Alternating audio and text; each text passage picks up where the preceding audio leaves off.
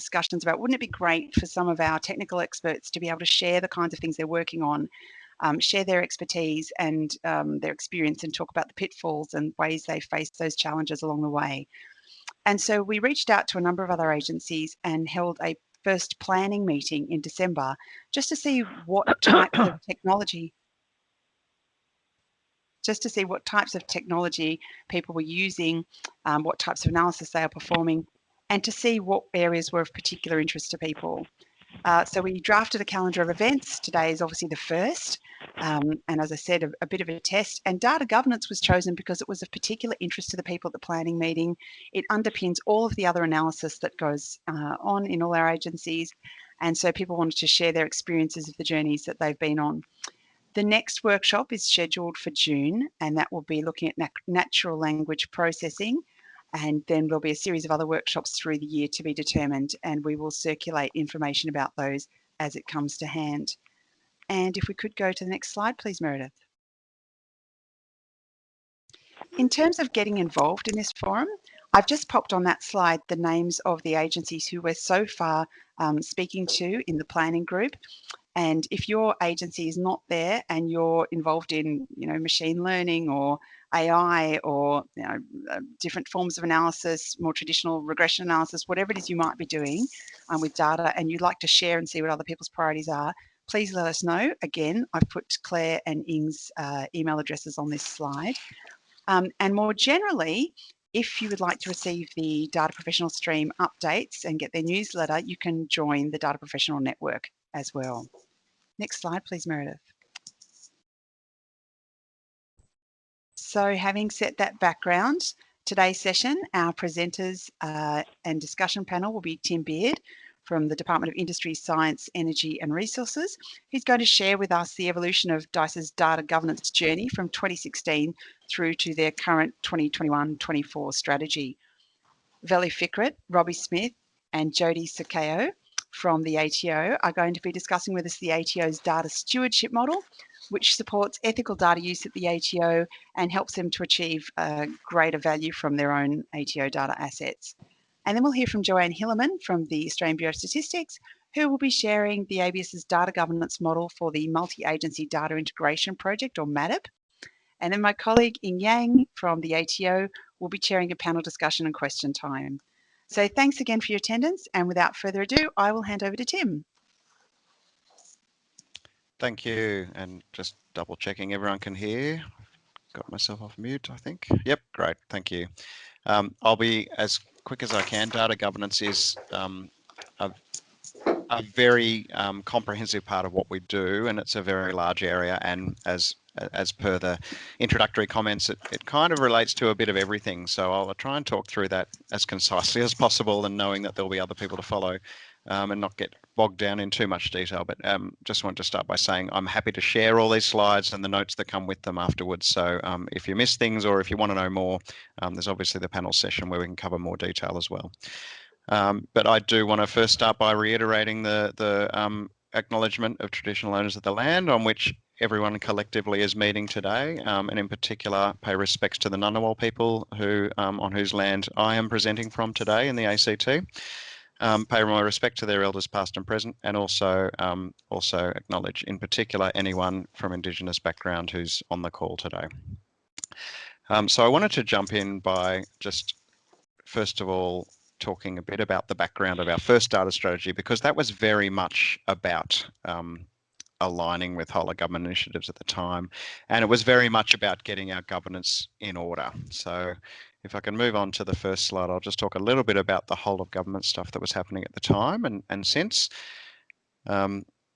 So we had what we called an open data program starting well before any of the more kind of well-known whole of government initiatives that actually kicked off. So we were very early adopter in some of this stuff, and we had a discussion going around the department as early as sort of 2013, 2014 about how we really needed to get our centralised governance processes a little bit more robust, and we, in particular, as a department, we really needed to know what data sources we had and what data sources we didn't know about or needed to use more effectively, and everything really needed to be in one place. So it was more about effectively knowing what we had and knowing who was responsible for it. And we were managing stuff quite well, but on a relatively ad hoc basis. So we built this open data program, and what really gave it the big catalyst was the public data policy statement by the then Prime Minister Malcolm Turnbull in late 2015, and that really kicked off. That gave us a really big impetus to get this up and running effectively. So we created a task force, which was then known as the Data Management and Analytics Task Force, and in the fullness of time, that turned into a full branch, and that's how we're sitting today. So that's the sort of very short potted history. There were other things happening at the time. So if we can move on to the next slide, I've got a bit of a list there with some links that can be shared later. So as I said, the Public Data Policy Statement, the Productivity Commission's inquiry into data availability and use, which our department had quite a lot of input into and a lot of influence on moving to the next stages of, and collectively as the APS, it was an amazing process to go through. Notifiable data breaches is worth mentioning there, just because there's also a massive element of data privacy that needs to be considered under the data sharing scheme. So it's not all about sharing, it's also about ensuring that you're sharing responsibly and doing it in a safe and responsible way. And then without a link, because it doesn't quite yet exist, is the Data Availability and Transparency Bill, which I'm sure many of the people online today are aware of, and we're very excited about that as being the next stage in the process. And our department, again, is very committed to doing what we can to support that.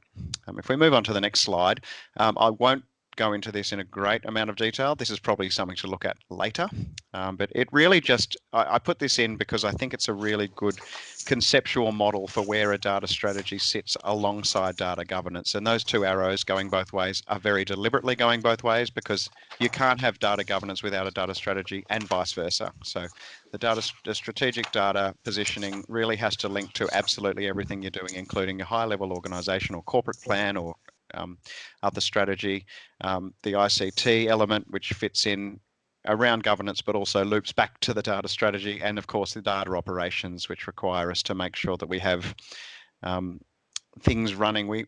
Everything behind the scenes has to keep running, even when you're having all these strategic conversations. And of course, data governance is a massive part of that. So that's all I'll say on that one, but it's probably something to take away for later. So if we move on to the next slide, I'll just talk a little bit about Data Strategy 1, which we didn't release. We called it our first data management strategy. Again, it's the sort of thing we share a lot with our colleagues around the APS, and I'm happy to share it with anyone who's interested in seeing more detail. But those 5 goals are essentially where we were coming from in our first data management strategy, which was released in 2016. And they basically came down to a couple of statements around being able to easily access data in a timely manner that can be trusted. And that goes both ways. It's not just the data user, but it's also the data provider and the data and the decision makers at the top of the hierarchy, who need to make decisions and know that they're using evidence-based, trusted evidence base for that. The other thing that came out of our first data strategy was, or the other key goal, was making data or non-sensitive data open by default. And I'm glad to say that we've achieved that well and truly at an internal level. We're still working on strategies to share more data openly outside the organisation, but internally, essentially any non-sensitive data that we hold can be accessed by anyone who needs it for a genuine business purpose. And that might sound like a simple thing, but it took a long time and a lot of coordination, a lot of really good governance to get to that point. So as you can see, data governance was basically the central focus of our first data strategy. If I can move on to the next slide, please. This is another really quick one, which probably you can look at. A lot of you have probably seen this. This is our this is the Data Management Association's, what we call the DAMA wheel. And basically it's a really comprehensive way to conceptualize data governance in all its shapes and forms. It's a comprehensive list. There's 10 slices to the wheel, and I'm not going to pretend we're even close to doing everything we need to do across every wheel. But what you can see there is that there's so much more to data governance than you first think. And when you look at this as a concept, you think there's always going to be more that we can do and can improve. So just to touch on, the bits that I think we've really covered quite well, and the focus of our first data strategy and onwards, is probably the data warehousing and business intelligence. Is probably the main thing that we focused on. Data integration and operability, of course, they sort of go hand in hand. The metadata slice we've done very well in, but of course there's always more you can do on that because we have hundreds of data sets of all different levels of metadata effectiveness. And then data architecture is the other one that we really worked quite hard at, and obviously they all integrate. Data quality is something we're still doing quite a bit of work on, and probably is the one that is forefront of our minds in terms of our next data strategy. So on the next slide, again, I won't cover this in great detail because it's really just a bit of a model. Might need to click it a few times to get the last few bits up. Thanks.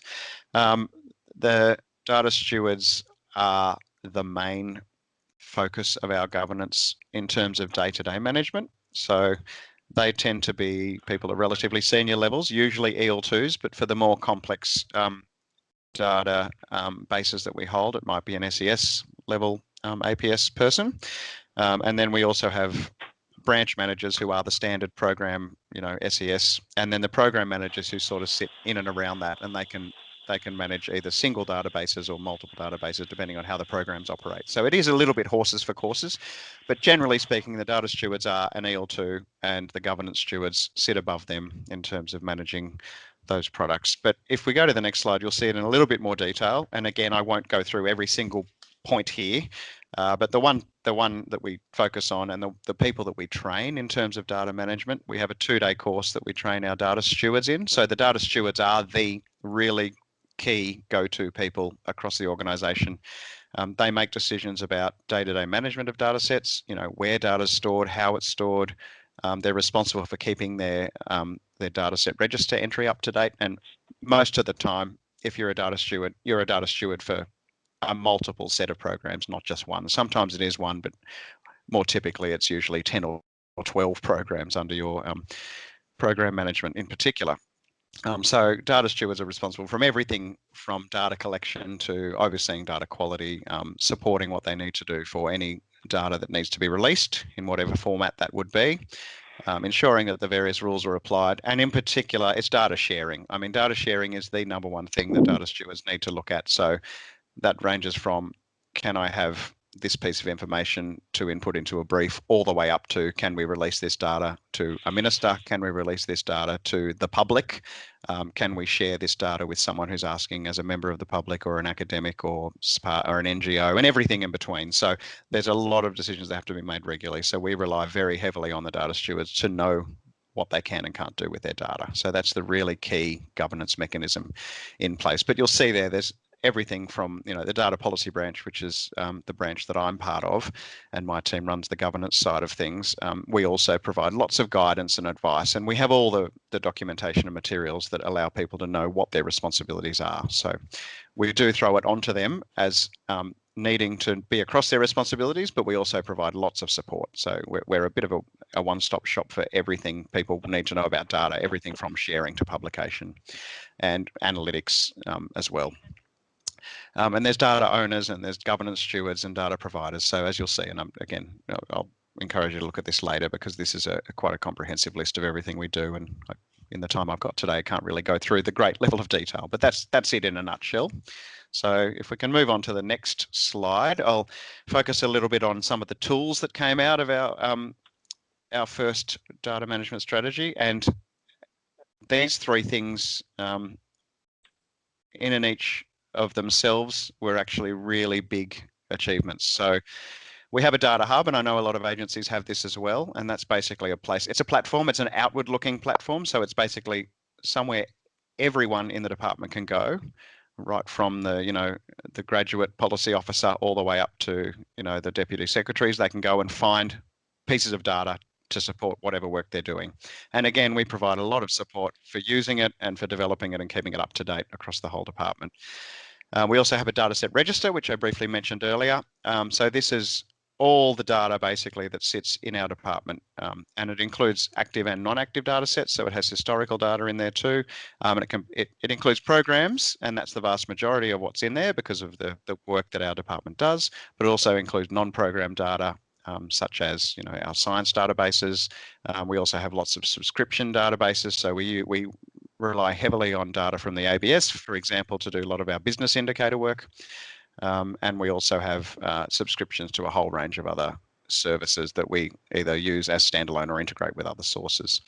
And then, so that data set registers up to about, it's over 750 data sets now, and it continues to grow. So it is becoming, and I'll touch on this a little bit later, but it is becoming a bit more of a challenge to manage because of the high volume that we've managed to, it's an achievement, but it's also a bit of a risk in terms of keeping it up to date.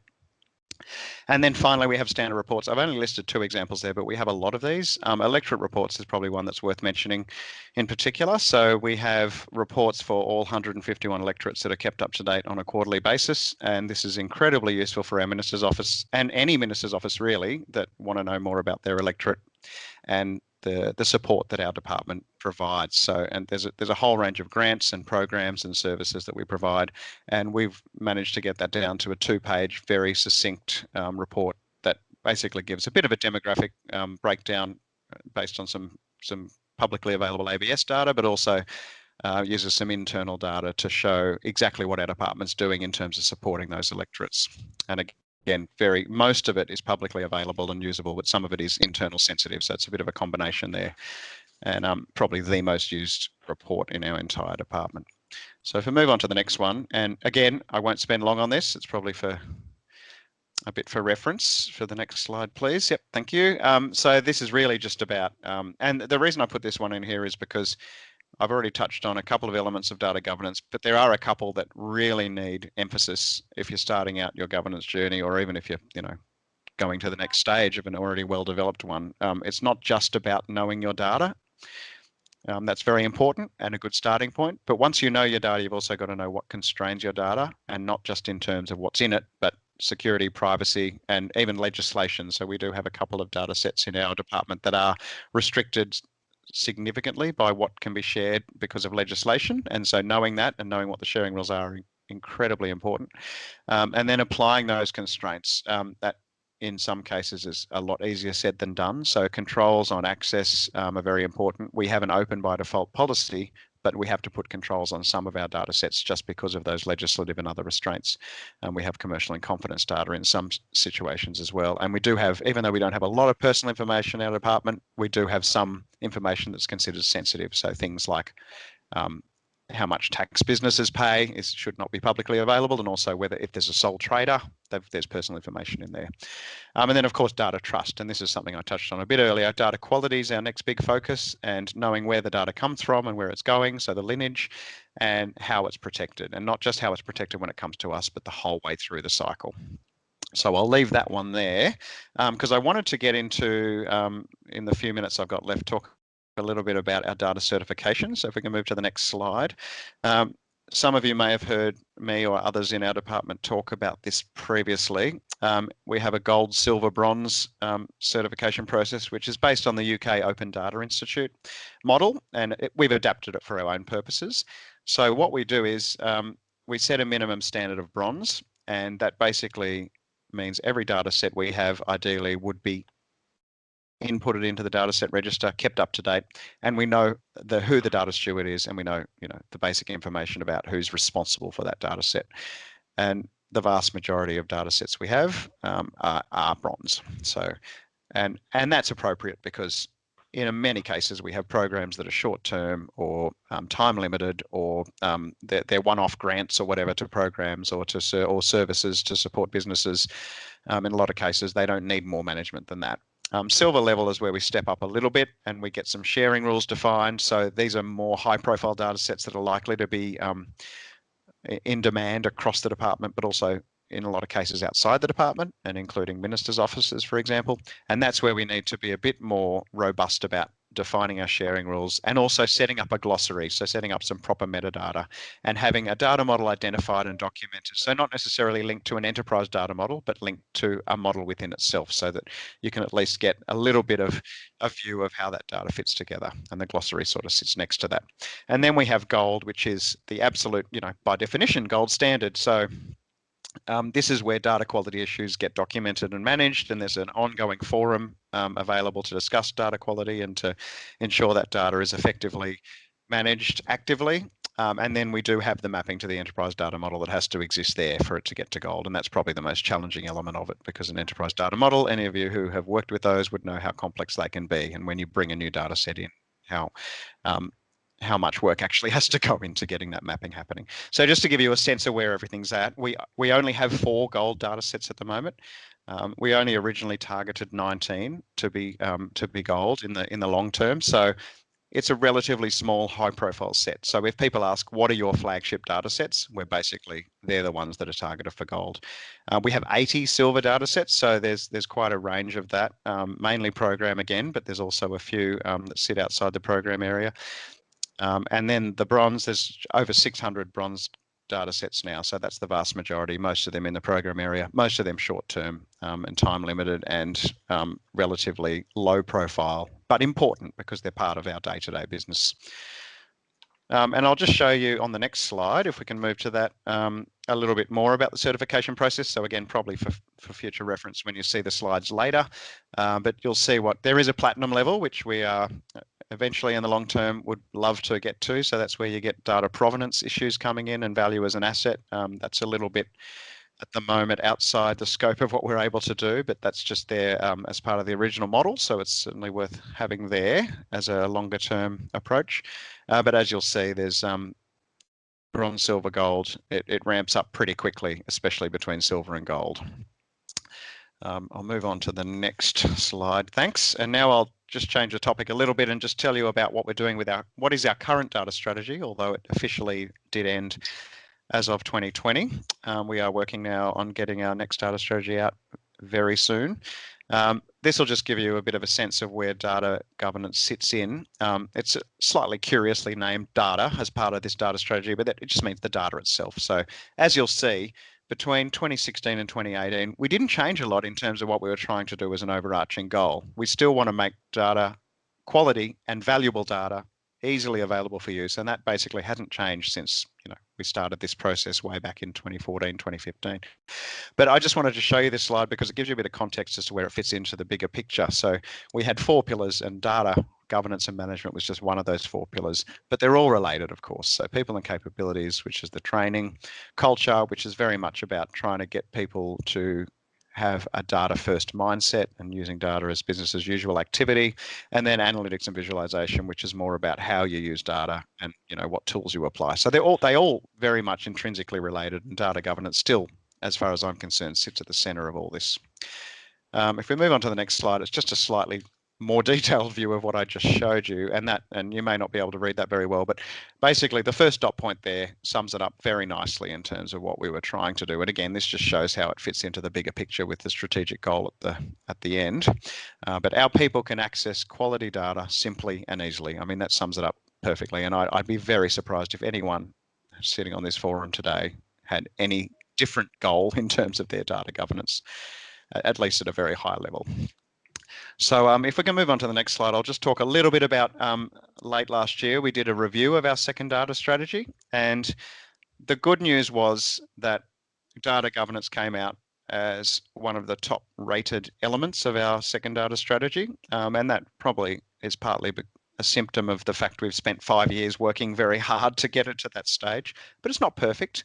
But the good side of it was, the very positive side that we got from all the people we talked to around the department, was that our data is trusted, our data is well managed, and our data is valued. And they were the 3 very important things that you want to have as a starting point. Most people feel like they can use data effectively for their job. And another thing to point out, which is related to governance, is that people feel like they're getting the training they need in terms of formal options. Some of the informal options, so follow on from training, people felt like there could be more of that. So that's something we've taken on board. And again, it's related to governance, because the informal training doesn't just cover how to use data. It's also how to access data and what you need to do as a data steward. So on the flip side, as I mentioned earlier, we're a slight victim of our own success in some ways because we have over 750 data sets now on our data set register, and people are finding it harder and harder to find what they need. And the real thing that jumped out at me when we were running some of these focus groups is we talked to quite a few people who we consider quite savvy data users, quite sophisticated regular data users. Some of them were telling us they couldn't find what they needed. So that's a real red flag to us to say we need to do something about this. So we are going to embark on a bit of a review of how we, not just how we govern our data, but also how we promote what our services are in our branch. So our services are called on by people who know what we do and know who we are and are regularly engaged in what we do.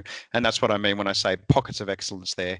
There are some really good engaged areas who come to us very regularly and know what they're doing with their data and know what question to ask.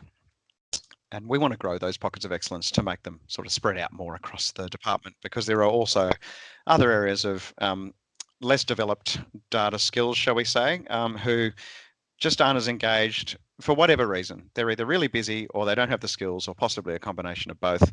And we need to really bridge that gap between the excellent areas and the areas that need work. So, and as I've said here, mixed awareness of what we do. So we really want to launch a bit of a promotional campaign, really, to go hand in hand with our governance review. So onto my final slide, and I'll wrap up because I know I'm almost out of time.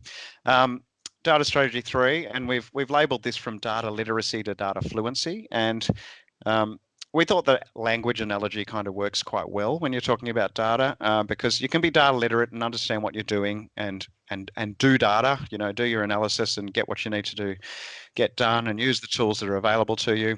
But to be data fluent is taking it to the next level. And we have had a lot of feedback in our review last year about the need for a bit more critical thinking, with not just knowing what to do with the data, but knowing how to interpret it when it comes out. So know what to put in a brief, have that deeper understanding and the context behind the strategic use of that data. So the data fluency is sort of getting to that next level. It's a very big ambition, but I think, you know, we're in a position where we can sort of aim towards that by the end of the next data strategy, which will be launched later this year, and we'll run it a little bit longer, and it'll give us a bit more time. A 2-year data strategy, you can only achieve so much. So I think in a 4-year strategy, we'll really be, or a 3.5 year to 4-year strategy, we'll really be able to achieve a lot more. So one of our ambitious things in terms of governance is doing a full review of our process, which we've already kicked off. There's a couple of things there. We're going to look at the core items that we have, the mandatory items that we have under all of our programs when they're launched, do a bit of review of those. They were actually established in 2011, so they're getting on to about 10 years old now. So we really need to look. The world's changed a lot in the last 10 years, and the department does quite a lot of different things that it did 10 years ago. So we really need to review that. We also want to review our data assets, look at what we're certifying, what we're targeting to go gold and silver and bronze. And we might just look at the whole certification process and see whether it's still fit for purpose in terms of what we're doing. We'll probably keep some sort of certification, but it might be adapted a little bit. And then finally, as I mentioned earlier, a bit more promotion and a bit more helping people find the right data for their task. Thing is that here it's a to HTML view HTML comply. Tim, we do seem to have someone not on mute. If we could just stay on mute during the presentations, that would be fantastic. And questions in the chat function for later. Thank you.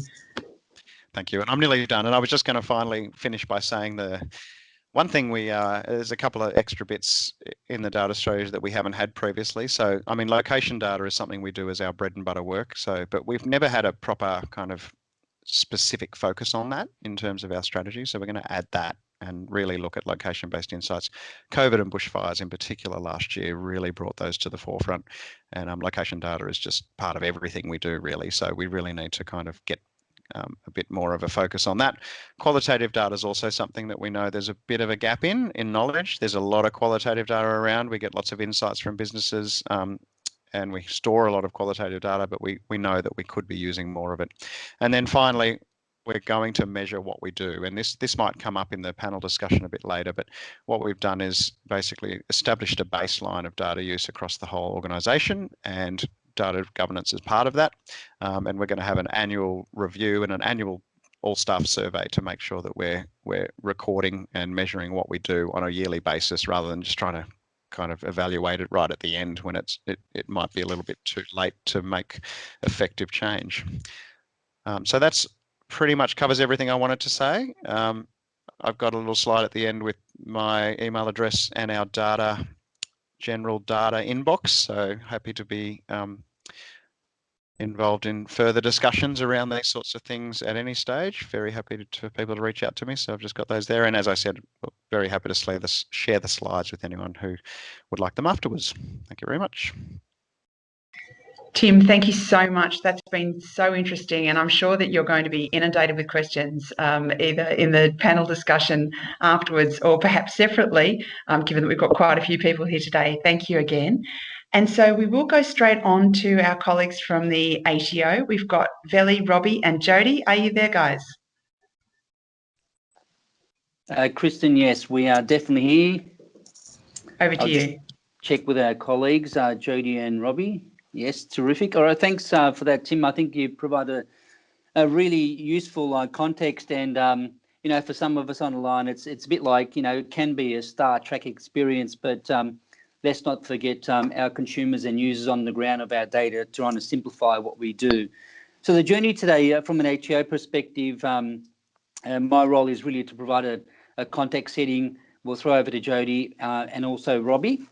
In terms of acknowledgements, I think acknowledgement to country, I'm in the ABS building with Kristen, so it's we do value the contribution in terms of the first Australian people, and we pay our respects past and present. I also recognise we've got some colleagues on the line from ATO. I noticed in the thing, which might be important for credits, we've got Leanne Chow from our visualisation and transformation area. She's leading the Insights Assistant Commissioner, and also got some of the troops on the ground, Jason Gooley and Gary Barber. So good morning to you, as well as all the other participants. In terms of ATO, I think the key thing for us is looking at you know, some of the principles around data stewardship and what it means for us in moving forward. And when I talk about, you know, the Star Trek experience, I want to just bring it back down to some of the basic concepts. One is the ATO holds data in trust on behalf of the community. That is our number one principle, just to ensure that we use that data in trust, whether we're sharing externally, internally, or with the public, and that is at the foremost front of our minds. The second, I think, concept to take on board is that we want to make sure we maximise and optimise data in the organisation to what we call one of our strategic pillars in the ATO, which is unlock our data potential. And the third element to share with the group is that data is definitely a strategic asset and should be treated as a product within an organisational setting.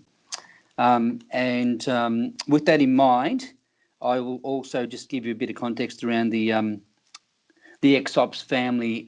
That's, you know, connects back to that notion of Star Trek. We've got in the industry a lot of concepts being pushed out at the moment around data ops, DevOps, and MLOps and AI ops, linking through to the end product, which is insights, and that's delivery of insights to business, to the community, and to areas to be able to make some informative decisions. So our data stewardship model sits within that nested framework at a very high level. And what we're showing you today is the path and journey we took, and give you some insights. We do welcome any feedback to the pack. So without further ado, I'll throw over to Jody. Hi everyone, thank you, Valley. If we can go to the next slide, please. Yep, so like Valley mentioned, our data stewardship model is there to support our data governance, ethical use of data, and to achieve that greater value of our data. So three things on this slide. One is unlocking data potential that Valley mentioned earlier, ethical use of the data, and recognising that it is a journey involving the enterprise to organisation. So starting with the first one, from this data stewardship model, we are formalising stewardship and providing clarity on the accountability of management of the assets as well as the data processes. So in saying that, we are aligning the data stewardship model closely to ATO's 8 strategic initiatives so that, you know, we can make our business as usual as well as getting us ready for the future And a key example of that is in our nation's response to the COVID-19, that there is a strong signal that our governments have great confidence in us in hosting those trusted data and our data assets, as a strategic asset. So, so we need to be ready for what's next and have our strategic initiatives and, give us those blueprints so that we can deliver on priorities when it matters most, for our community. And in saying unlocking data potential, what this initiative is about maximising that data potential, so meaning that it's about simpler, faster and smarter. And in saying that, it's simpler in that we're more focused on that enterprise-wide data and analytics solution, faster in that we're more responsive to delivering that data analytics products to enable our business as well as our communities, and smarter in that, we are being more efficient in the way we deliver these solutions to administer our tax and superannuation systems. And by data stewardship, we are connecting business, IT and smarter data to truly unlock this data potential, having business at the centre of this strategy. And talking about that relationship between business, IT and smarter data, we're also there to drive the ethical use of the data. And I guess there are increased expectations from a data sharing perspective, like Tim mentioned earlier. So, there is where we share data more freely through open data initiatives. We've got artificial intelligence and automation, where data ethics is becoming increasingly important. So in the ATO, we've established our 6 data ethics principles, and having this data stewardship model, it helps promote and practice this ethical use of the data, whether it's internal use or external data sharing. Which brings us to the next box, which is it is a journey that involved organisation. So it's about building on the existing work that we have done over the recent years, and to make our organisation together more integrated, streamlined and data-driven. If we can move to the next slide, which is our ATO data management model. So you can see that we've got the data governance framework as well as the data ethics framework on the top and the bottom. And within that, we've got what we call the blue boxes. That is the data lifecycle. So it's your source and create, store and manage, use and share of the data, as well as the archive and dispose. So at the governance layer, we're really looking at those policy settings, standards, management and procedures to help manage those data. Around the data lifecycle, the blue boxes, you'll see that there is an orange ring, which is the data protection. So data in the ATO is open by default, and we do apply the need to know principle. However, having said that, there is also those access and security functions to help protect the data that we have in the ATO, and we leverage this off our cybersecurity as well as our IT infrastructure capabilities as well. So sitting across this whole ATO data management model is data stewardship. So data governance and data stewardship are tightly related. Data stewardship is the implementation of those data governance capabilities throughout this data lifecycle, where they provide that oversight as well as making those strategic decisions and drive tactical everyday activities. And through that, they also promote that and practice the ethical use of data, and once again applying that data ethics principles that we mentioned earlier, which is to act in the public interest, uphold privacy, be clear and transparent, as well as engage in purposeful data activities. So it is really having a key focus that we need to provide trusted data, and the community has confidence in the work that we do. And Jody, for the audience, I know it's 12:13, but just to anchor that one with the time, we call this the hamburger model. So you see at the top line, you've got a very, very strong data governance framework. At the bottom, you've got data ethics, and you've got the data management lifecycle in there. So if there's a takeaway from this slide, the hamburger model. Back to you, Jody. Thank you for that. So the next slide is around, if we can go to the next slide, sorry, thank you. Yep, is around the common learnings from our data stewardship model. So at the beginning, I think this is common, not only for the ATO, but other organisations as well, is that data stewardship terminology is not always widely known, and our data definitions are inconsistent and different between the different members of our organisation. So it's around building that data literacy, data capabilities and data culture within the organisation to strengthen that.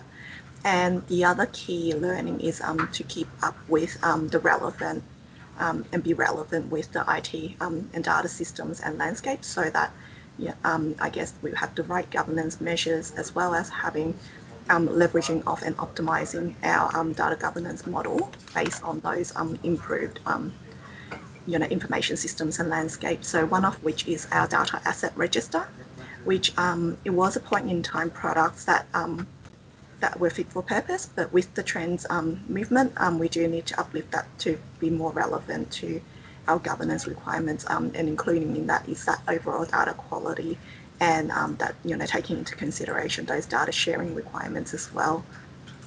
And the other key learning is that there are conflicting accountabilities and responsibilities throughout that's applied to different projects and data assets, and they are commonly attributed through organisational structure change, staff movements, or when a project transitions to BAU. So having this data stewardship model really provides that guidance to structure that and have that clear and clarity over that accountability.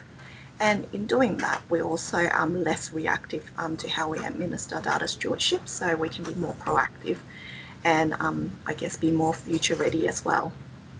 Moving to the next slide is these are the key roles that we have in the ATO for data stewardship to help us manage, collaborate and operate data assets across that data lifecycle. So we've got key, I call these families, so we've got business, IT and smarter data. We've got our business data steward. In the ATO, which is slightly different to other organisations, this is at the expected level of the SES Band 2, and they are supported by what we call the data steward subject matter experts, where they're delegated and are responsible for those day-to-day activities and operations. Then we've got our data enabler, which is more focused on the IT side of things in providing those enabling infrastructure and support business requirements, and provisioning those right tools and technology for our clients and staff, supporting that end user experience. Then we've got our data lifecycle manager, which sits with us in Smarter Data, and they focus on that data governance and an effective data and analytics program, so that we can position ourselves to provide that data-rich environment, so that we can create those opportunities to optimize those user experience once again. On the right-hand side of the screen, you'll see that we do have a Chief Data Officer, and this is a role that's proposed at the moment in the ATO to help centralise that accountability and responsibility for driving current enterprise data and analytics activities. We've got our data governance team, which is my team, where we lead and implement the program to roll out data stewardship across the ATO. We've got our subject matter experts that's working closely with those data stewards, responsible for those day-to-day activities. And we've also got a data stewardship working group, which are representatives from business, IT, and Smarter Data to provide those specialised advice and support and implement the data stewardship model. Move to the next slide, please. Thank you. So moving to the next slide, we've got the data stewardship model that we have in the ATO. First, we've got the target state RACI model, which helps inform those roles and responsibility that we mentioned earlier. And then we've got the implementation model going forward, which covers a few things. So I'll talk through some of this. So to help us arrive at this target RACI, it was developed in alignment to our existing data management principles and our data management lifecycle that we showed you earlier. We did conduct over 10 use cases so that we can validate the data stewardship RACI at the task level, covering primary, secondary and tertiary data. And in conducting those use cases, we examined a few, it was quite comprehensive, and we examined a few things. One is the user journey. So really understanding the process, the actors, the user experience, the challenges and opportunities within each of those user journeys to really pinpoint where we can improve on, or where those roles and accountability should sit. We also looked into the data flow to understand that inbound, outbound, the application, and where there's further aggregation of the data as well. So where there are points that we pinpoint, we did do further consultation to get a better understanding of the adequacy of the current process, the key actions and key challenges to help them flesh that a little bit more. So by implementation, we looked at people change management. So that's understanding the change impacts, the communication and support that we can provide to provide this warm transfer for our clients or projects, moving them from the current state to the target state. We also utilise and took benefits of the technology that we have, which is the data catalogue suite of tools.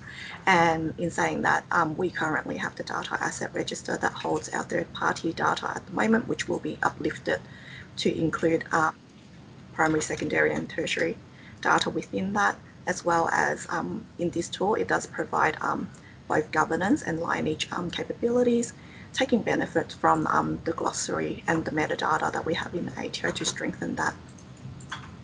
And from an enterprise alignment perspective, like I mentioned earlier, it is a journey with the enterprise. So it is really aligning with our existing and future strategic initiatives, and making sure that we've got stewardship is not a point in time exercise, but is a thing that we need to continue going forward as well.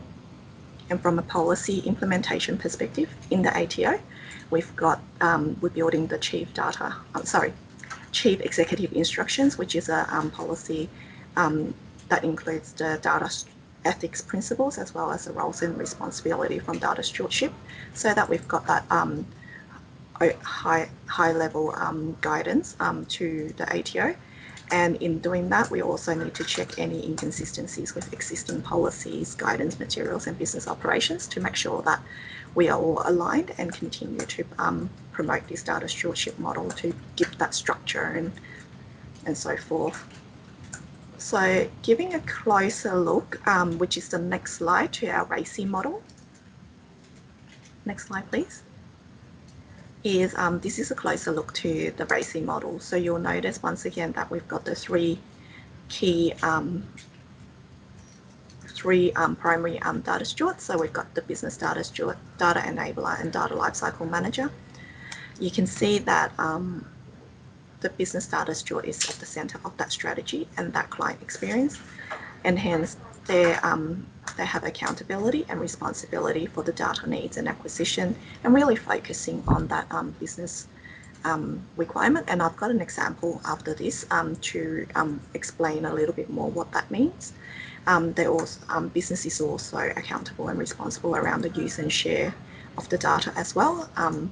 And all these is supported by EST and smarter data to provide those enabling infrastructure, business processes, governance, data elements to data and analytics to really support to meet those business outcomes and business requirements. So if we move to the next slide, we've got an example using single touch payroll employment data. So some of you may know that single touch payroll is an Australian government initiative to reduce employers' reporting burden to government agencies. So with single touch payroll, employers report employees' payroll information to the ATO each time the employer pays employee through STP-enabled softwares. And by payroll information, we're talking about salary, wages, your pay-as-you-go withholdings, as well as your superannuation. So here on the top, we've got that data lifecycle. So you can see that we've got source and create, store, manage, use and share and so forth. And from a business data steward perspective, they form that business strategy as well as the use case, and they are supported heavily by both EST and smarter data to provide those IT infrastructure needs and any data element requirements within that. The business data steward is also in a position to initiate and drive the ethical use of the data, applying those 6 data ethics principles that I mentioned earlier. From a source and create perspective, because this is a more cross-agency piece of work with Service Australia and other things, it is articulating those data needs, business requirements and cross-agency requirements so that we can get a good understanding of the specifications as well as the law requirements around that as well. From a store and manage perspective, business continues to be consulted and informed around the store and manage and improve and prepare of the data.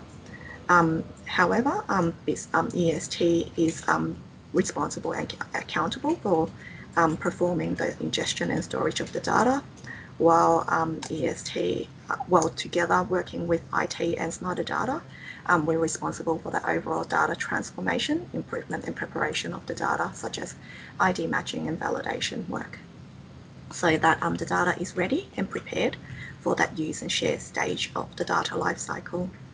So from a use and share perspective, business data steward is accountable once again for these activities, and they're supported by the business functions that undertake these duties, such as the pre-fill, case management and correspondence. From a data sharing perspective, in this case, it is with Service Australia, and employee payroll information is shared via the mutual client register. So once again, EST providing those IT structure and services to support that, and Smarter Data to provide those compliance requirements and to execute any tasks to ensure that overall data quality and that to provide assurance over that confidence and trust in that data. From an archive and dispose perspective, there are MOU arrangements in place which will help guide those data destruction requirements. Because it is a cross-agency piece, we need to consider that there are assurance in place, around that compliance with the Archives Act, as well as the MOU conformance exercise and ANO audits to provide assurance to that as well. IT is the responsible and accountable members to execute and the archive and dispose of these data, while Smarter Data is more in an advisory and review support position. And overall, all 3 parties are responsible for the client experience, so really looking at providing that fair and transparent end-to-end client experience to our clients, and with EST providing that right tools and technology to enable that, and Smarter Data being in a position to provide those optimized data analytics program to provide that data-rich environment to give opportunities to optimize those user experience. On that note, we're moving to the next slide, which is our last slide, and I'll introduce you to Robbie Smith, who will present this slide and close off for this specific data stewardship session. Over to you, Robbie. Thanks, Jodie, and I'll be very quick because I'm very time conscious. And lucky I have thick skin. I see numbers dwindling and people leaving, and I'm not taking offence to that. I'm sure you're all very enthralled by data stewardship as we are. But I guess just to reiterate, the data stewardship work that we're doing really does form the work that we're doing across data governance. So some of the things that we're focusing on at the moment is the really foundational pillars to support that: data ethics, data catalogue and lineage, data quality, and also our enterprise metadata. So some of that data model that Tim showed earlier. So everybody knows data is important. We can't run any type of business without it. But having it readily available and having it of a high quality and relevant to the end user is the journey that we're trying to take business on. By no means do we think that we've landed data stewardship yet. It definitely is presenting a lot of challenges around the spheres of influence and control that we've got in this space, and also the levels of maturity and data literacy and data fluency. Thanks, Tim. I like the delineation there. I think we really have to make sure that we start at the top with these things, and so securing the attention of your executive and making this part of transformational change is really important, and it is a journey. And the most important thing is culture, and making sure you've got that buy-in from your stakeholders and for business, because they're going to be the ones who make this real. Thank you. Any questions for us, of course? I think our details are also in the packs, and we're happy to share the packs with anybody who'd like them, and happy to have a chat with anyone who's got any questions. So thanks. Robbie, thank you so much, and to all our HO colleagues. That was another really interesting presentation. And given time, we will go straight to Joanne from the ABS. We are going to run a little short of time for questions today, and given the amount of interest in today's session, we'll have a look at potentially having a follow-up discussion on some of these as well. So Joanne, over to you. Thanks, Kristen. Can everyone hear me okay, or can you? I am the Director of the Data Integration, Delivery Assurance and Strategy team at the ABS. And so as part of that role, I'm responsible for the data governance of our integrated data assets, including our data sharing arrangements and risk management for those assets. Thanks for the invitation to be part of this technical forum today. It's great to follow such two fabulous presentations. I feel as if we've had a bit of a masterclass in data governance, strategy and stewardship over the past hour. And it's great to have different perspectives on data governance to reflect on. For my session, I'm going to talk about a practical application of data governance as we use it for the MADIP integrated data asset. So I'll start with a quick explanation of MADIP and then provide an overview of our governance arrangements and discuss some of our key challenges for governance and management. So next slide, please, Meredith. So I'll start with what is MADIP. MADIP is an acronym for the Multi-Agency Data Integration Project. There's some indicators in that name. The key elements are that it's a partnership nature in this project. So it's not just ABS data that's in MADIP, but also data from many partners that needs to be well managed. MADIP provides data that can be analysed to produce whole-of-life insights that can then improve the lives of all Australians. It's a really important research data asset. And by bringing data together from a broad range of people-centred data across government domains, MADIP facilitates the use and reuse of public data for research purposes. MADIP work commenced in around 2015, and the early work tested the feasibility of linking existing public sector data. And in around mid-2017, MADIP became fully operational under the Data Integration Partnership for Australia initiative, and that's called DIPA. While DIPA finished in June 2020, MADIP continues to be a nationally important integrated data asset and to deliver important policy insights through research. A couple of key things to note, though, is that MADIP data cannot be used for compliance and monitoring purposes. It cannot identify individuals from the research providing that MADIP is used for. And the use of identifiers such as name and address is only used for linkage purposes, and the linked data that researchers have access doesn't have names, addresses and other directly identifying information. Next slide, please. So the wheel on the screen shows the sorts of information that is included in MADIP. MADIP combines information on healthcare, education, government payments, personal income tax, and population demographics, including the census. The asset has grown significantly over time to now cover about 20 nationally significant data assets on an enduring basis. Most of the assets are updated annually, but some are moving to more frequent updates. And there's also many more one-off linkages. As the asset has increased over time, so have the number of researchers that are getting access to that data for their important research. Expansion of the asset has focused on supporting the key policy needs of government. During the DIPA program, there were analytical hubs established under that program, and those hubs determined what the research requirements were, and therefore what new data was included in MADIP. And more recently, as seen during COVID-19, it's been important for us to work with our partners to update the data so that it meets emerging research needs. And so more recently, we have increased the frequency of updating, particularly of tax and payments data, to support analysis on the impact of COVID, including on mental health and the labour market. So the next slide covers MADIP governance arrangements. MADIP is governed by a board with membership comprised of SES officers from a range of partner agencies. All of the members of MADIP of the board are data custodians of MADIP data assets.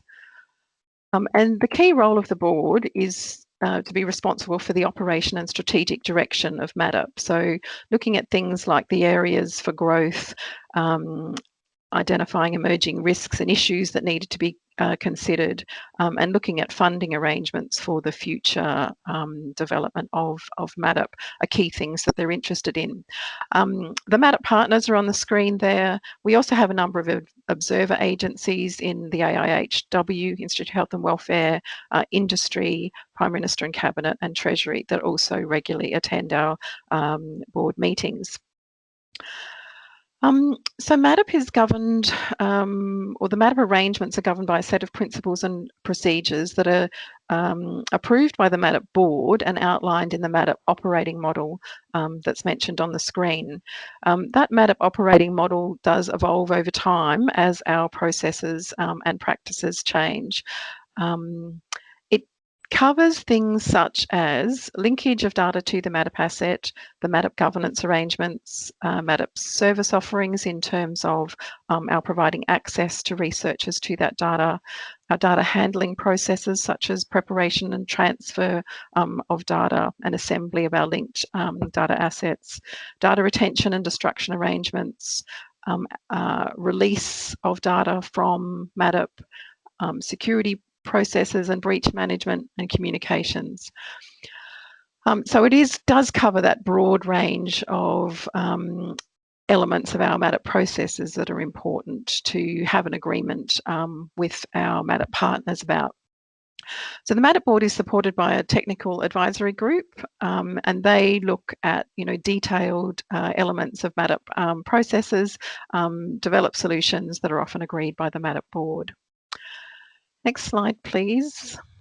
I thought I'd pause, or it's important to really talk about our terminology. I think, as a couple of other speakers have mentioned, that much of the data terminology is not standard and not well known, so it's useful to define terms as you go.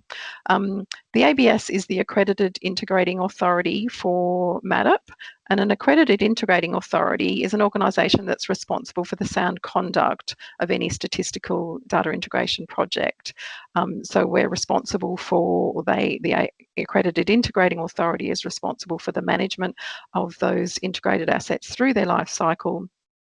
They need to ensure compliance with commitments that are made to the data custodians of the original data, and also act in line with the high-level principles for data integration, and support data governance and institutional arrangements. Data custodians, we all have a view around what data custodians are. I think as covered in the Data Availability and Transparency Bill, they are the agencies, organisations that have a right to deal with the source data. In particular for MADIP, data custodians have a key role in determining the use arrangements, how their data is used when they supply it to the ABS for MADIP, and also to approve research projects that are accessing that data. We use the term data stewards that effectively manage data assets, and they ensure that the maximum value of data is realised while keeping it safe. I jump to the next slide, which is the role of ABS in MADIP, and there are a number of complementary roles. So ABS, as I've mentioned, as the accredited integrating authority responsible for MADIP, we're responsible for data linkage, data handling, security, managing the access to MADIP data and maintaining the technical and social infrastructure that enables data integration. Part of that role is also safeguarding the privacy and ensuring that no individual record is likely to be able to be identified when researchers access that data. We also need to ensure that MADIP is managed in line with our ABS legislation, with privacy legislation and the relevant custodian legislation that the regional data was collected under.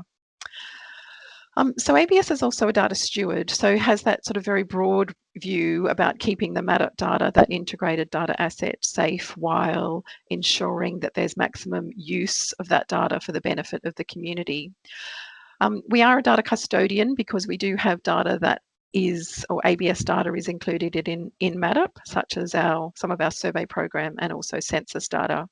And we are the chair of the MADIP board and provide secretariat services. So in some way we're driving and leading the board consideration of MADIP issues. And the last role, a strategic partner in progressing the work of the MADIP board and ensuring that MADIP continues to be a useful asset for the research community. The role of data custodians in MADIP, there are three main roles. So they're covered on the next slide, Meredith, which relate to data supply, data access, and being members of the board. So data custodians have a really key role in providing the data for integration with MADIP and determining how that data should be used. So if there are any limits in terms of how that data can be used, they are considered and specified by the original data custodians. As well as identifying and approving the data to be linked to MADIP, they also have a role in approving individual research access for particular projects to MADIP as well. I'll jump to the next slide, which is picking up a little bit more detail about this data supply role, which is a really key element of governance for MADIP. It is around that managing our data sharing and supply of data to the ABS for MADIP. We negotiate data supply agreements on a bilateral basis with data custodians, and those data sharing agreements set out the conditions of use and access and retention of the MADIP data. They commit data custodians to providing data to us on an agreed schedule, and they also document how specific legal or privacy issues have been addressed in providing their data to MADIP. It also enables the data to be collected under the Census and Statistics Act, which all data in MADIP is. Where possible, we use a standard format for our data sharing agreements, but we do modify those if required to meet particular data custodian requirements. So really, the data custodians are responsible for determining new linkages to the MADIP asset and also approving requests for researcher access to that data. The next slide covers data access arrangements. The director of our data services in the DI program is Deepa Wright, and Deepa's with us now and will be joining me on the panel discussion. She's expert on the data access arrangements and also the access related governance. So a key issue for data stewards is to maximise the value of data while keeping it safe. So our data access arrangements promote researcher access that meets the legal requirements, community expectations, as well as data custodian requirements in terms of access. I won't go through the details on the slide just to save some time, but happy to answer any questions later in terms of whether or not you would like to go through the process of providing access to our integrated data. So the next slide is about keeping data safe. If you think back to the DAMA wheel that Tim showed, it identified elements of data management with data governance clearly at the centre. It included things such as data security, data storage and operation, and data quality, whether or not the data is fit for particular purposes. These are all particular data management and governance challenges for MADIP that our arrangements need to ensure are well met. We have many protections to keep MADIP data, and that's data about you and me, safe across a number of dimensions as identified on the screen. I'll outline some of those briefly. So the first one, in terms of legislation, as I think I've mentioned, data is brought into the ABS through from the Census and Stats Act, and that helps to, the secrecy provisions of that Act help to ensure the confidentiality of that data, and it means that we information cannot be released in a manner that's likely to identify any individual person or organisation, and there are significant penalties associated for breaching that. The ABS takes a privacy by design approach to ensure that privacy is considered at every stage of our processes. We do understand, or seek to understand, and minimise the privacy impacts of our work. The separation principle, we often represent it as a brick wall, and it means that the personal identifiers in MADIP are never seen together or never brought together with the analytic variables. And so the personal identifiers are used to link data, but do not appear on the research data that is provided to researchers in our ABS data lab. The data minimisation principle is a form of protection that means that researchers don't simply get access to everything that's in MADIP. They need to describe their particular research uses and justify the data that they want access to. And only data that's reasonably necessary for an approved purpose will be approved. In terms of data storage, we don't have data stored in one huge linked file. Data sets are stored separately and only brought together for particular research purposes with access through the data lab. I'll mention 5 safes in a minute, and so jump to data security. The ABS maintains high standards of practice to ensure the security of all information that we hold. And data security is paramount because if there are breaches in data security, it has a very large impact on the trust of an organisation. So I won't go through protections. I'll jump to the next screen, which was 5 safes. And again, I think most people in the room today probably have at least a general awareness of the 5 safes framework to minimise disclosure risk that are at the heart of the data sharing principles that were published by the Office of the National Data Commissioner. But essentially, we have a multi-tiered approach, a number of controls or levers which are considered independently and jointly to minimise that disclosure risk. Jumping to the next slide, we've got about building trust. The ABS is acutely aware of the need to maintain and build community trust in how the ABS collects, uses and disseminates data. And this is relevant to all of ABS data as well as public data from all agencies. Public trust in the ABS and our data use is fundamental to our ability to collect information and deliver trusted statistics and insights.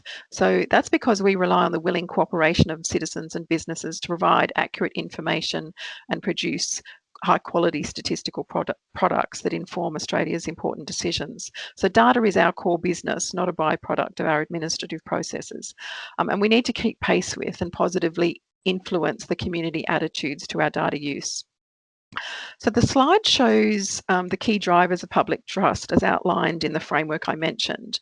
Research has shown that people want to ensure data is used effectively and maximise its value, that data is kept safe and secure, that its use is transparent and reasonable, that there's meaningful engagement with citizens about how data is used and a clear benefit to both individuals and community. And lastly, strong accountabilities are in place. So this framework was agreed by the Secretary's Board in end of 2019, and agencies collectively have committed to a set of behaviours and practices to ensure that we build trust in government data use. On the right-hand side is an ABS building trust strategy or key domains of action for this work that reflect the drivers in that whole of government framework. And it's also very similar to the ethics principles that were covered just earlier in the earlier session by ATO, and they cover ethical use of our data. So I'll move to the last slide I have now, which is about interoperability. And this is about knowing that MADIP is just one of an important set of integrated data assets in the national data landscape. And that we really need to bring data sets together that have already been integrated, such as by the jurisdictions, or and bringing that together with MADIP. And interoperability minimise that effort to bring data sets that are already integrated together, and so that we can improve that evidence base for policy and research. So in terms of interoperability, ensuring that technically that works well as streamlining our governance processes and approvals will be key challenges for our program and board into the future. So I'll leave it there. The last slide just has some contact details and also some links to where you can find out a little bit more information about MADIP. Thank you. Joanne, thank you so much. That was another great presentation, and we've still got some time for questions, so thank you for that. And I'll now hand over to Ying Yang, Dr. Ying Yang from the ATO, who's going to chair our panel discussion and question and answer session. Ying, are you there? Christine. Yes, I'm here. Can you hear me? Yes, we can. Okay, wonderful. And also I want to invite all our presenters back to the stage. So that is Tim from the Department of Industry, Science, Energy and Resources, and our Joanne from Australian Bureau of Statistics. Yes, and Veli, Jody and Robbie from Australian Taxation Office. And I'm conscious of time, so I will be quite vigilant about timing. Roughly, please have 1 minute for each question, okay? So the first question from our audience is that, according to your experience, what is the biggest challenge when implementing an organization-wide or cross-agency data governance policy? And how did you handle it? How about we start with Tim? Yeah, sure. I touched on a little bit in my presentation, but I think cultural change. So we had some areas that were really engaged and really keen to do it from day one, others that needed a little bit of arm twisting, and then others that need a lot more work. So I guess it's just making sure there's a consistent culture and engaged culture. And what we actually found, on the flip side of the challenge, was how to facilitate that, was to go out there and start doing it, and doing some proof of concept with some areas, and then proving to other areas through that, showing evidence and showing case studies that it can actually be to the advantage of the other areas. But yeah, definitely the consistent culture and managing those pockets of excellence, I think, that I talked about. Thanks, Tim. Veli? Yeah, thanks, Ying. And I think Tim hit it on the head. When you talk about culture, the cultural city is critical. I think added to that, we talk about process and technology. So one of the things is make sure that if you are building trust, you've got standards that everyone understands, policies, procedures and guidelines at the grassroots level. And also in terms of the technical elements of the technology, ensure that your enterprise architecture has very, very strong metadata elements as well as master data. And ensuring that over and above that people, process and technology, you have what I call knowing where you want to go and how to get there, mapping that. So mapping in North Star, Horizon 1, Horizon 2, Horizon 3, and starting that journey collaboratively with the 3 C's: collaborate, collaborate, collaborate. And collaborate indeed. How about Joanne? I think they were excellent responses and sort of mirrored the ideas that I would add an emphasis on working in partnership. So again, collaborate. We're really about bringing everyone along on the journey, ensuring that we have skin in the game, all know where we're moving to, seek support from senior executive and champions that are going to help this work along. Wonderful. I think actually both of our, so all of our presenters talked not only about the challenges, but also about the key facilitators.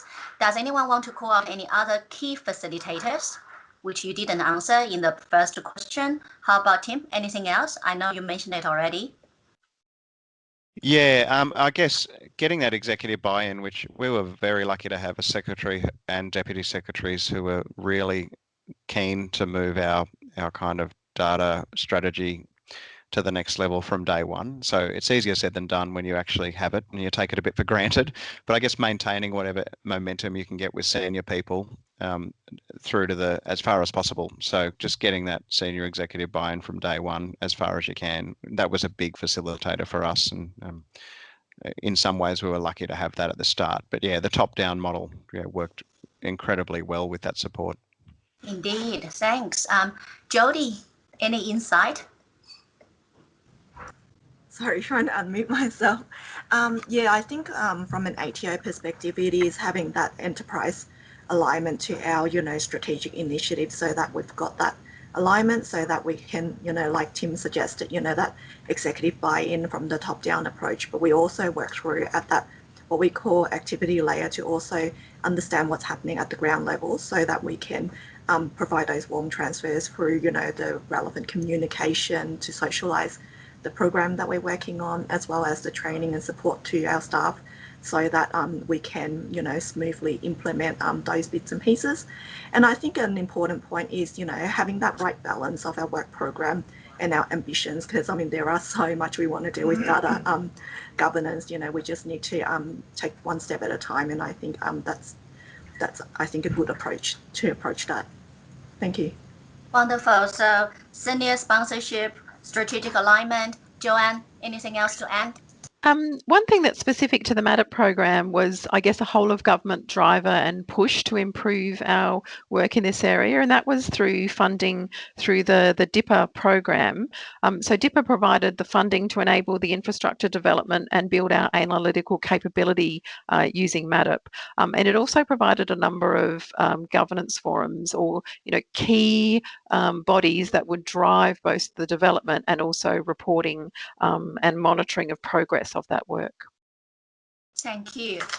So our third question is actually very important. How do you measure the effectiveness or performance of your data governance? So how about I give the floor to Robbie? Thanks, Ying.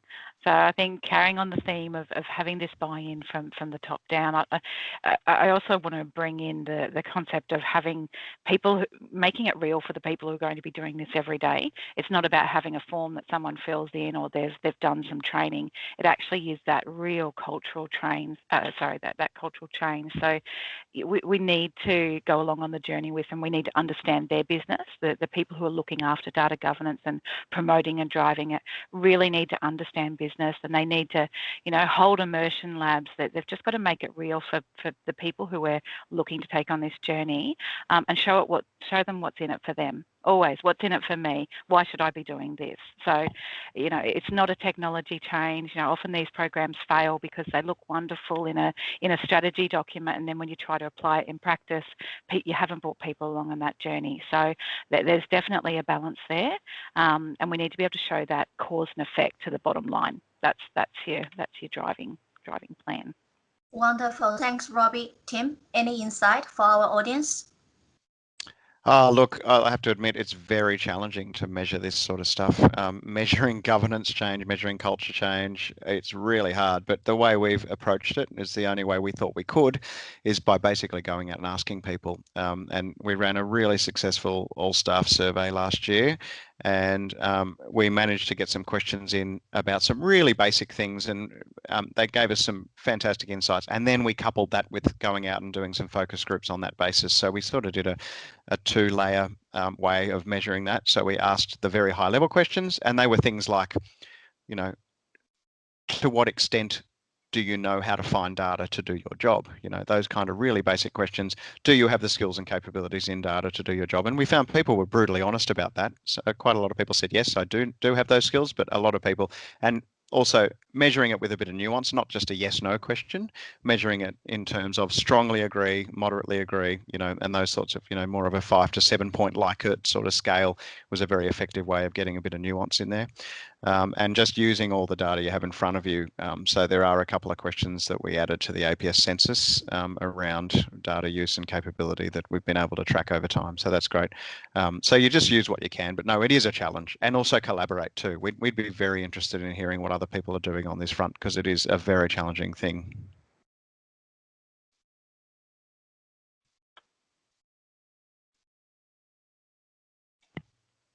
We might have lost you, Ying. Oh, yes, I'm here. Sorry. Okay. Thanks, Tim. Robbie, I think you want to throw in a few more words. Yeah, I just wanted to say, I guess with some of those performance measures is really making sure that you choose an iterative and focused implementation for this. It needs to be really realistic, starting small, having those quick wins and building that momentum, understanding what your MVP is, what your next phases are. It shows people that that this is actually a tangible thing and that we're building on it, and we're learning as we go as well. Thanks, Robbie. Joanne. I had a similar view to Tim, and thinking that a key element of how you would measure effectiveness is through seeking feedback from your various stakeholders. Our stakeholders are not just within our department, but very broadly, the data custodians, the researchers, privacy advocates, government, about whether or not we're actually delivering a data service that meets their needs. One other idea is to look at the risks that are realised through your program. So one of the effective roles of good data management, good governance is about minimising those risks. So them not being realised probably means you've got effective controls in place. And on that note, I will conclude our panel discussion. And I know there are more questions coming in the chat box, and we will get back to you, okay? And then I will pass the chair back to Christine to ramp up this forum. Thanks very much, Ying. And of course, I'd like to thank all the people who've attended today. It's been a really great turnout for our first workshop. I'd like to thank all of the presenters who've done an amazing job in explaining to us their data governance journeys and given us a lot to think about. I'd like to thank Veli for the quote of the day, which is the main takeaway from this slide is the hamburger. But seriously, we've learned a lot today about data governance, and also we'll have to think through as a group in the Data Professional Technical Forum what our follow-up activities from today might be. Thank you all, and we'll look forward to sending out information about our next workshop soon. Thank you. And presenters, if you could stay on for a couple of minutes, that would be great. Thanks to all. Thanks, everyone.